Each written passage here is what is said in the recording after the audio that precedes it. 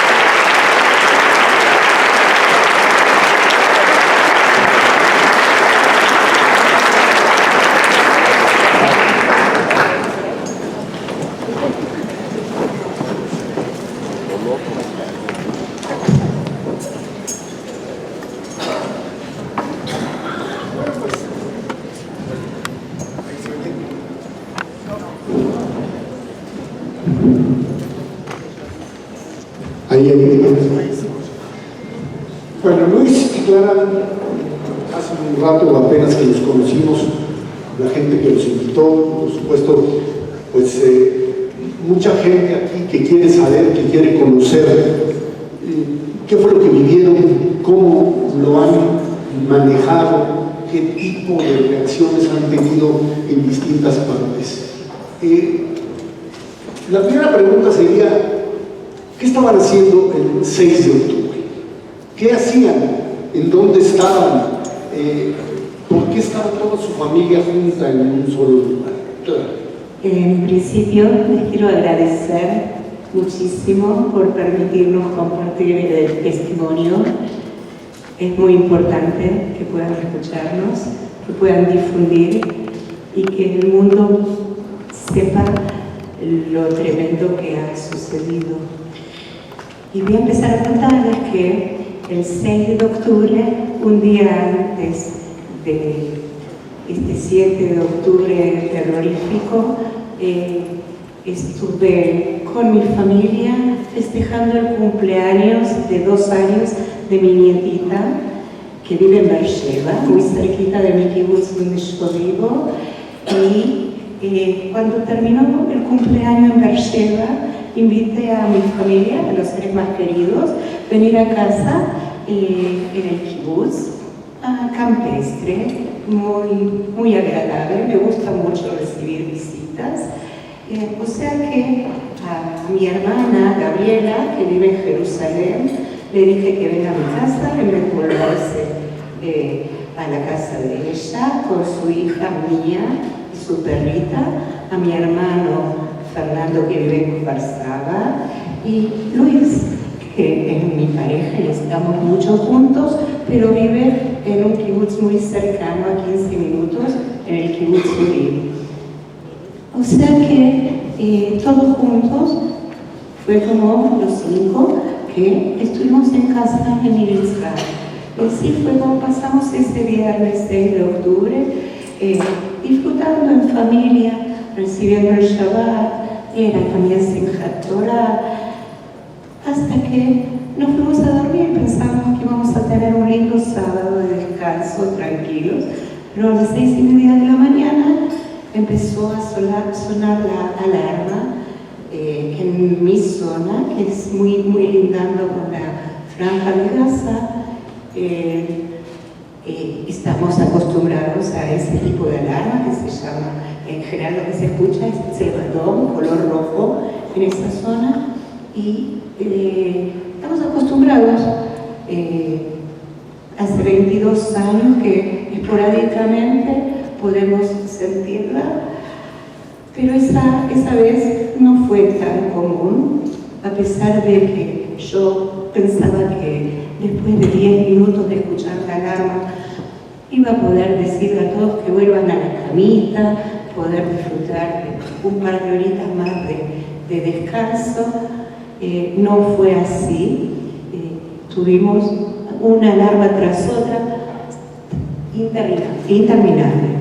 Luis, ¿qué es lo que finalmente sucede en la mañana? Están ustedes reunidos en casa de Clara.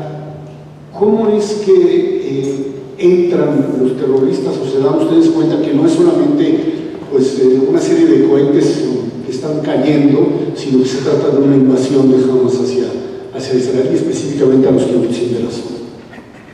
Bueno, al principio empezó uno más, así, pero fue en continuación una cantidad tan grande que enseguida nos dimos cuenta que algo raro está pasando, no es normal. Entonces prendimos el televisor y empezamos a ver que estaba mostrando la ciudad de Sderot, donde habían camionetas Toyota blancas e iban tirando por todas las calles, en todas direcciones, tratando de matar gente, o sea, es una cosa que nunca se vio. Y luego pasamos a ver que estaban entrando en el kibbutz Be'eri, también lo mostraron en televisión, y decían, ¿cómo puede ser terroristas adentro del kibbutz? Y ahí también vimos a Netanyahu, que anunció que estamos en estado de guerra. Entonces empezamos a estar más asustados, que no sabíamos lo que pasaba realmente. Todavía no pasaba nada en Nir Ishak, pero luego vimos que había humo negro que se veía por la ventana de la entrada del kibbutz. Luego de la cocina yo vi humo negro también entre las casas y decía, ¿pero qué es ese humo? ¿Qué está pasando? Entonces ahí empezamos a recibir también teléfono de mi hijo que me dice que estaba en la reserva y me dice, estamos yendo en dirección de ustedes. Traten de cuidarse, no salgan afuera, quédense en el mamate. El mamate es el cuarto de seguridad. Y así hicimos. Y de golpe empezamos a recibir WhatsApp de miembros del kibbutz que están escuchando gritos árabes, que hay muchos ruidos que están entrando en las casas. Nosotros no lo pudimos creer, decimos, pero no, ¿cómo puede ser? Acá en el kibbutz, no. Y de golpe empezamos a escuchar también nosotros ruidos. Empezamos a sentir que rompen los vidrios y que gritando y entraron adentro, rompieron puertas, de todo lo que encontraron en el camino. Entonces tratamos de poner en la manija de la puerta un fierro del ropero donde colocamos la ropa y también pusimos una silla que algo mantenga, pero eso lo rompieron en un segundo. Y cuando abrieron la puerta empezaron a tirar tiros hacia adentro.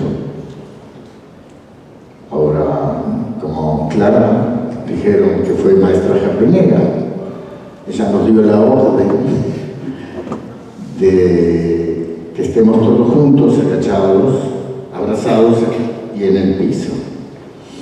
Y es lo que hicimos.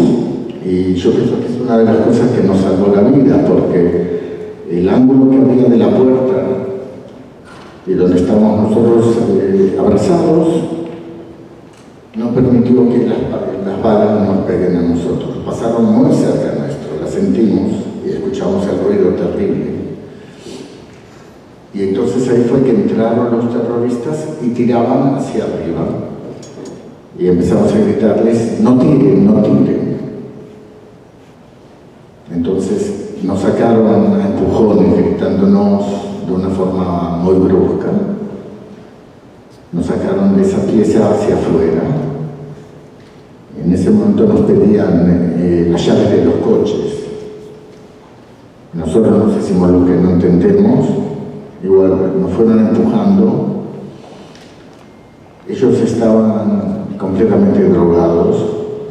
Los ojos estaban abiertos y gritaban. Por supuesto no entendemos nada de árabe.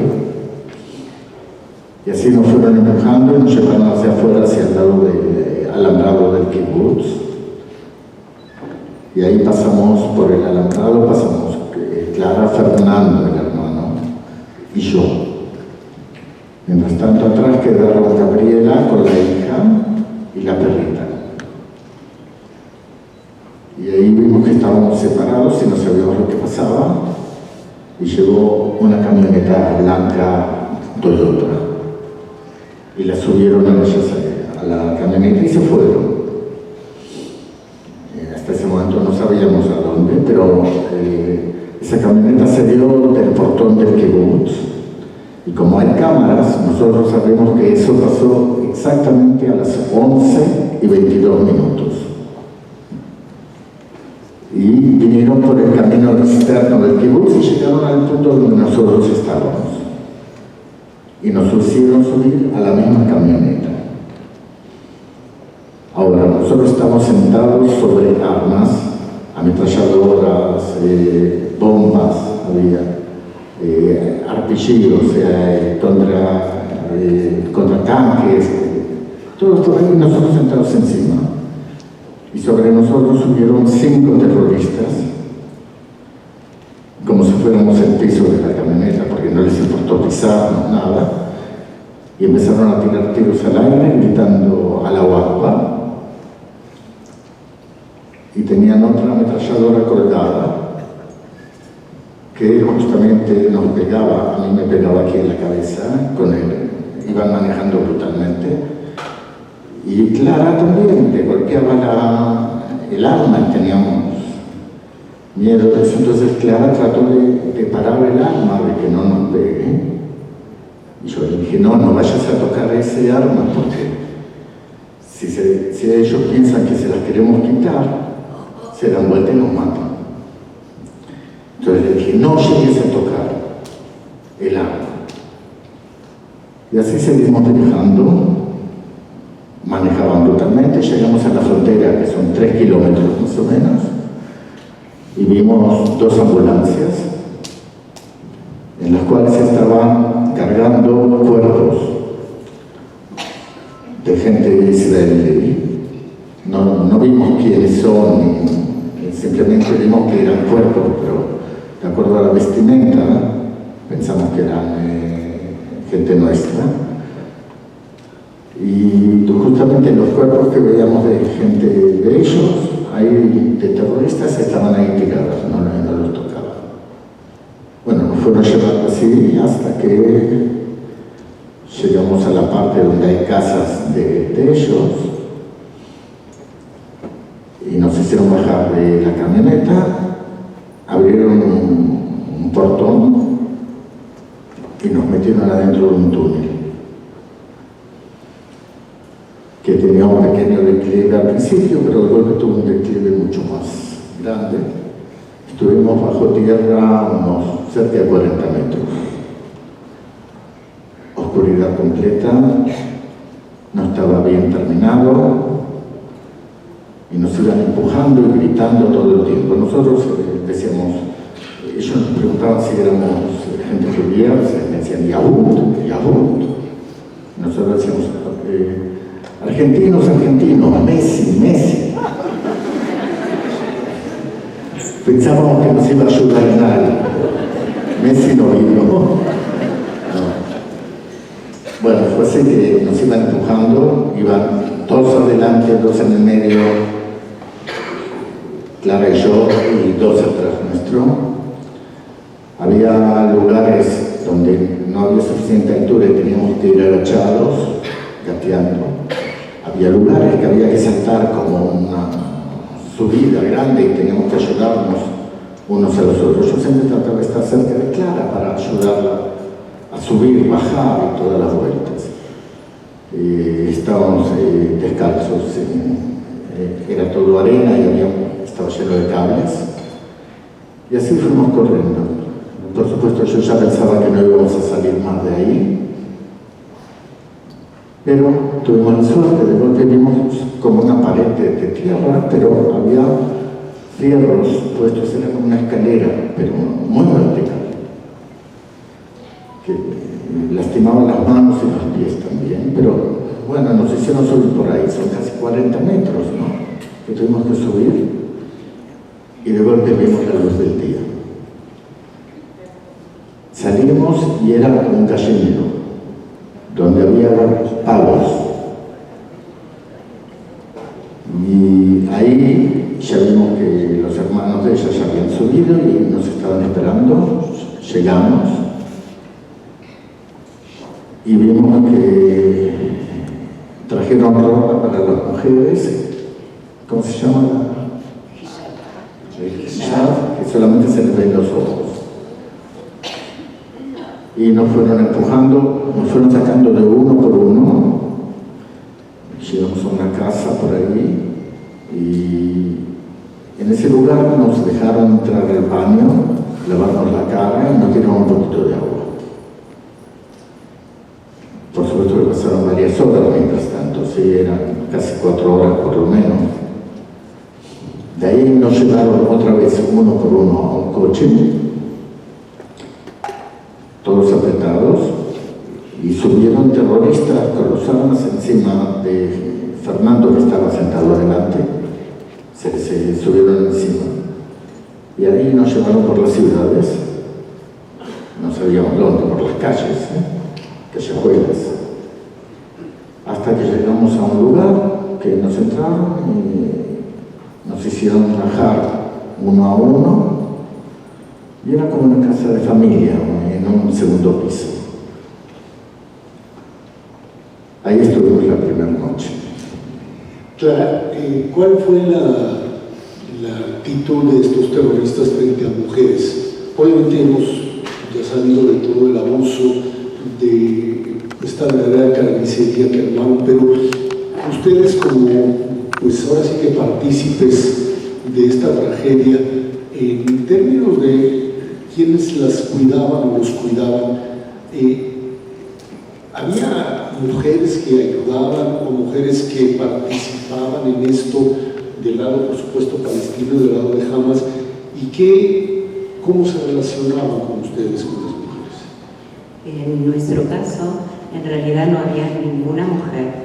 Los terroristas, guardianes que nos cuidaban nosotros, eran 5. Cuando ya volvimos a Israel, por el testimonio de distinta gente, nos enteramos que hubo abusos sexuales, que hubo tratamientos muy, muy feos. Nosotros fue, en el caso nuestro, como mujeres, nosotras 3, lo grave era sobre todo psicológico, el sentirnos todo el tiempo observadas. Estábamos ahí, Gabriela, mi hermana y yo, mi sobrina adolescente. Saber que estábamos todo el tiempo observadas, saber que si necesitamos ir al baño, tener que pedir permiso. Si bañarnos era una cuestión, el aseo de una mujer, todo lo que necesita es mucho más problemático, y podíamos bañarnos, digamos, una vez en promedio cada 10 días, en los cuales no es que teníamos una ducha o lo que es común acá, sino que nos traían como si fuera un balde inmenso con agua, que con una ollita podíamos lavarnos. O sea que como para todos era difícil, pero como mujeres, y sobre todo para un adolescente que en realidad seguramente saben que adolescentes estar encerrados en un lugar con 5 adultos, con la madre, la tía, es mucho más difícil. En general necesitan su tiempo de privacidad. El único poco tiempo que esta niña tenía era poder entrar al baño un ratito para estar consigo misma sola. ¿No sufrieron golpes, tortura o algo que los trataran de alguna forma de, no sé, sacar información, porque en realidad sabían que no sabían bien quién eran, sabían que no eran soldados, obviamente, pero era un trato de guardia cautivo, digamos, de una forma impersonal, sin comunicarse, o lograron establecer alguna comunicación? Como Clara dijo antes, nosotros tuvimos suerte que nos recibió. Nosotros hablamos entre nosotros en español, por supuesto, y le pusimos a cada uno de los terroristas que nos cuidaban un nombre, un sobrenombre. Así sabíamos quién estaba, quién salía y todo, sin que ellos se den cuenta que hablamos de ellos. El primero que nos recibió fue el que lo llamamos dueño de casa. Entonces siempre hablamos del dueño de casa, que lo primero que hizo fue calmarnos y decir: no se preocupen, los hemos raptado con la intención de hacer un intercambio para recibir a los prisioneros terroristas de Hamas que están en Israel. ¿Hablaban que en inglés, en árabe? ¿Cómo lo entendías? Ellos sabían árabe, un poco de inglés, un poco de hebreo, nosotros un poco de cada cosa, manos, pies, ojos. Lo importante era llegar a entendernos. Y al principio no, pero después de unos días ya teníamos una forma de entendernos unos a los otros que nos ayudó mucho. Es la fuerza de resistir y estar. Entonces sí había una comunicación entre el dueño de casa y nosotros. Con los otros terroristas había menos relación, eran más bruscos, estaban todo el tiempo con el arma y para nosotros eran peligrosos. Ahora, lo que hicimos, nosotros hemos decidido entre nosotros que no nos oponemos a nada. Hacemos lo que ellos quieren y tratamos de ser cordiales, respetarlos, y creo que así conseguimos que ellos nos respeten a nosotros, sin olvidarnos que son del Hamas. O sea, son el enemigo, pero realmente hubo una forma de respetarnos los unos a los otros. Y este dueño de casa nos cuidaba de los propios amigos de los otros lugares. Así fue que salimos adelante ahora. Nosotros, al haber una niña de 17 años, teníamos mucho miedo por ella y cuidábamos de que no quede sola en ningún lado, que no haya la posibilidad de abuso sexual o algo, porque siempre está ese miedo dentro de uno. Entonces siempre nos fuimos cuidando uno a los otros. Ahora, esta vivencia diaria, uno la ve desde afuera y piensa que es estar ahí, pero ¿podían dormir comían, oían los ataques de Israel o de los aviones, tenían algún tipo de información, radio o algo que les pudiese conectar con el mundo. En realidad, dormir es muy poco, muy poco. Estábamos en colchones muy finitos. Sobre todo a la noche había muchas explosiones, aviones, ataques.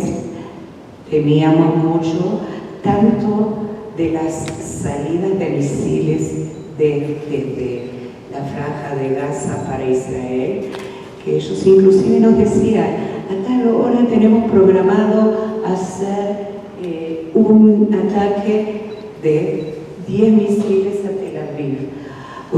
O también nos teníamos con mucho pánico todos los aviones que volaban sobre nosotros y escuchábamos las bombas que caían. Ellos nos decían, había mucho terror psicológico y nos decían, acaban de tirar una bomba a 100 metros, el edificio ha caído, mataron a mujeres y niños. O acá a 50 metros y han bajado el supermercado. O sea, trataban de demostrarnos todo lo mal que hacía Israel y sobre todo lo que nos contaban, no teníamos ninguna información fuera de lo que ellos nos contaban, que querían contarnos solamente todas las fallas. Si hubo el error de haber matado a 3 rehenes por equivocación por el ejército, eso es lo que decían. O sea, toda la información era para bajarnos la moral cuanto más podían. Había cosas que eran realmente ciertas. Al principio estaban muy contentos, el primer día dijeron, totalmente sorprendidos de haberlo logrado, hemos capturado 100 personas. El día siguiente dijeron 250. Pensamos era una exageración, como también nos dijeron, logramos matar a 1.400 israelíes. Dijimos, ¿cómo puede ser? En ninguna guerra que pasó a Israel lograron realmente matar a tanta cantidad. Seguro que era... O sea, trataban de exagerar y también de lucirse de todos sus logros. Esa era la comunicación y eso eran las noticias que recibíamos, nada de afuera, no sabíamos lo que pasaba en Israel.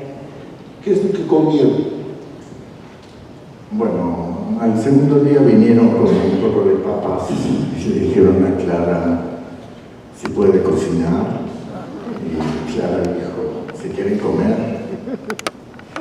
Luis sabe cocinar. Me mandaron las papas para mí. Entonces, realmente yo cocinaba todos los días. Al principio había muchos productos. Yo les hacía shakshuka, ¿saben lo que es? Shakshuka, o hacemos jarritor, omelette, tortilla. Al principio había de todo, pero se terminó la luz, no había heladera, no había nada. De a poco fue bajando y entraron las fuerzas de Israel y empezó a escasear todo tipo de productos, hasta que lo único que teníamos era un poco de tomates, un poco de berenjenas. Yo hacía con lo que había. Si había tomates, hacía una sopa de tomates. Había una lata de arvejas, sopa de arvejas. Y así fuimos arreglándonos, pero llegamos al día que ya comíamos solamente pita, porque no había lo que preparar. Entonces comimos lo que había, media pita cada uno. Nosotros todo lo que recibíamos entre Fernando y yo nos repartíamos la mitad y mitad. Cuidábamos todas las cosas que teníamos y siempre nos cuidamos de conservar que quede para después un poquito más, porque no sabíamos si íbamos a tener más comida.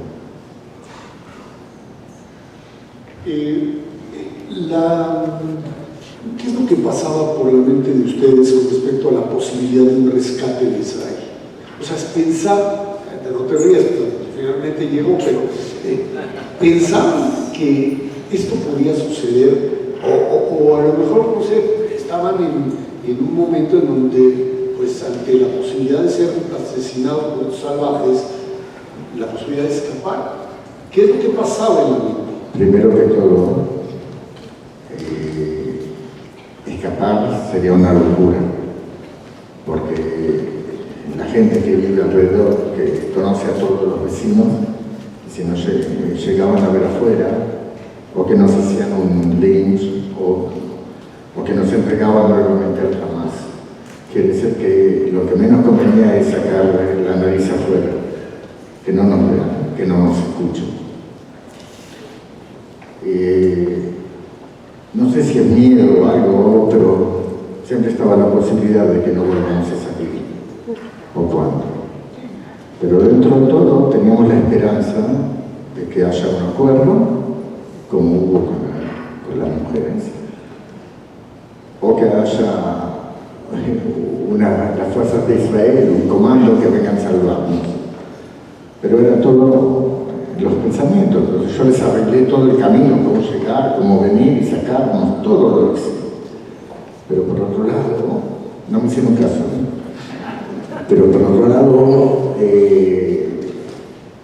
era el temor de que hagan un acto así, de venir a salvarnos, porque pensábamos que Hasbe Jalila,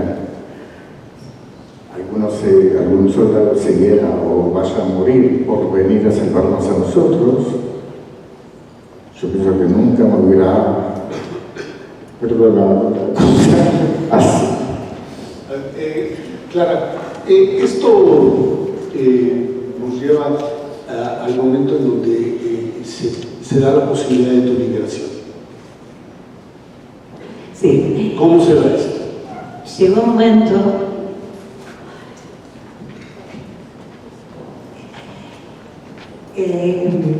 todo el tiempo en realidad nos iban avisando que se trataba de llegar a una negociación para hacer un intercambio, pero que Netanyahu no aceptaba las condiciones y que jamás sí y en Israel no querían. Así que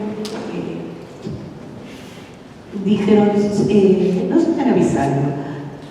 Llegó un momento en que en realidad dijeron, oh, sí, se llegó a un acuerdo, va a haber un cambio, pero ustedes no van a poder salir como núcleo familiar como entraron los 5. El intercambio va a ser solamente, van a poder salir mujeres y niños